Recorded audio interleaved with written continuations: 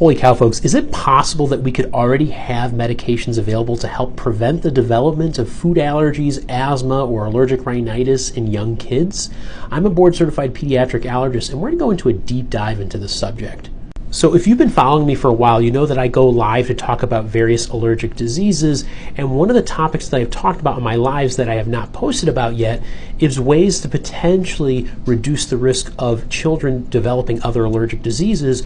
And one hypothesis that I have had is the use of biologics, these are lab-grown antibody medications, in young kids to help prevent the progression of allergic diseases. And it just so happens in the Journal of Allergy and Clinical Immunology this month, they talk about the use of these medications in young kids, and I'm going to talk about one specific article. So this is the paper that I'm going to talk about, which includes authors who are really important in the food allergy research space, including George Dutoit, who is the first author on the LEAP study, which is the Learning Early About Peanut Allergy study that helped change guidelines, so we now know that early introduction of peanut to babies helps reduce the risk of developing peanut allergy later in life.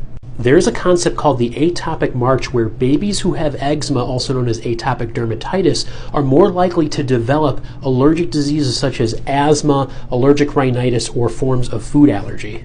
This busy diagram is a proposal of how eczema could lead to the progression of other allergic diseases that you're seeing here.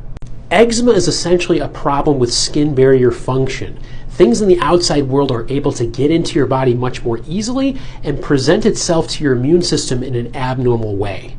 As an example, when babies are eating food and they have eczema, if that food particle gets onto inflamed skin, those particles can activate what we call alarmins, IL-33, TSLP, and IL-25, that can induce a form of inflammation called Th2 inflammation. And what that does is it increases all of these other pathways that will then eventually, as a common final pathway, lead to IgE antibody production. This is your allergy antibodies that are produced from B cells that can circulate throughout your body and particularly in your gut lead to food allergic reactions.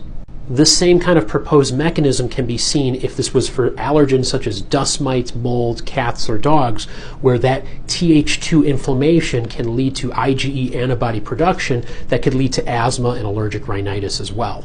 Now this diagram also shows you in red these specific medications called biologics or monoclonal antibodies. These are lab-grown antibodies that can bind to very specific parts of your immune system and shut those very tiny parts down to help treat severe allergic conditions. So as an example, dupilumab is approved to help treat severe atopic dermatitis or eczema in kids as young as 6 months of age.